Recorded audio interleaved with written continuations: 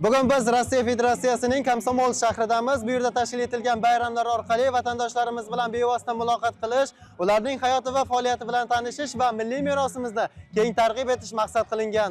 Biz Vatandoshlar jamoat fondi, Tashqi ishlar vazirligi, millatlararo munosabatlar va vatandoshlar masalalari qo'mitasi bilan hamkorlikda mana shu Rossiya Federatsiyasini Primorsk o'lkasida bir qancha madaniy ma'rifiy tadbirlar, muloqotlar, vatandoshlarning holidan xabar olish, mehnat muhojirlarimizni bir vatan sog'inchini ozgina bo'lsa-da qondirish maqsadida mana shu tashrif buyurdik.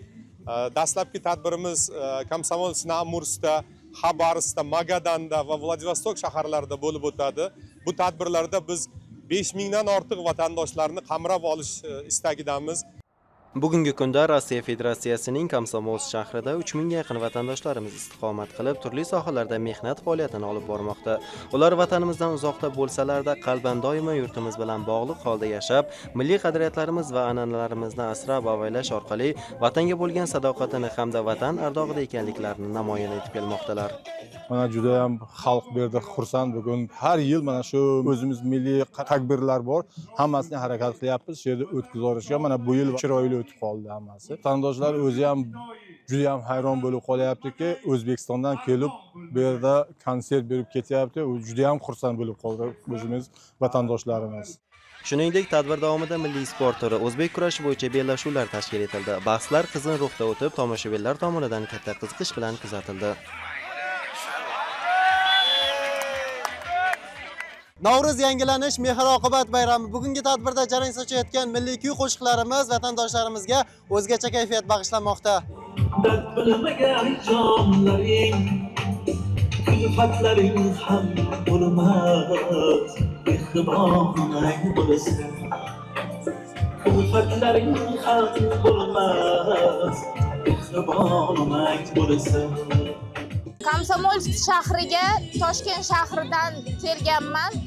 15 yil bo'ldi. Har yili o'tkaziladi bayramlar, lekin delegatsiyamiz O'zbekistondan birinchi marta kelishi. Baribir O'zbekistonni sog'inchi mana hozir xuddi O'zbekistonda yurgandayman. Farzandlarimiz ham shu yerda rus maktabida katta bo'lishyapti. Bizni tadbirlarimizni, bizni urf-odatlarimizni bilishi shart deb bilaman. Biz xursandmiz, qayta O'zbekistonda yurgandek bo'ldik. Hammasi yo'q. Onamizni sog'inganimizni his qildik. 4 yildan beri shu yerdaman. Ona sog'inchi, vatan sog'inchi va u yoqda bolalarimiz bor, nevaralarimiz bor. Ular sog'inamiz. Qolaversa, bayram doirasida tayyorlangan o'zbekona osh mehmonlarga tortiq etilib, tadbirga o'zicha iliqlik va samimiyat bag'ishladi. Bizlarga mana Navro'z bayram bo'lyapti, ha kelganimizga 1 yil bo'ldi. Bu juda xursandlik bu. Xursandchilik, yurtdoshlarimizni ko'ramiz, emlaklarni ko'ramiz, yig'iladi hamma, olishlar bo'ladi, tadbirlar bo'ladi. Bu kabi uchrashuvlar nafaqat madaniy aloqalarni mustahkamlashga xizmat qiladi, qolaversa vatandoshlarimiz qalbida vatanga bo'lgan mehr tuyg'usini yanada oshiradi. Zokir Mo'minov, Akrom G'ulomov, Rossiya Federatsiyasidan bugun dastur uchun.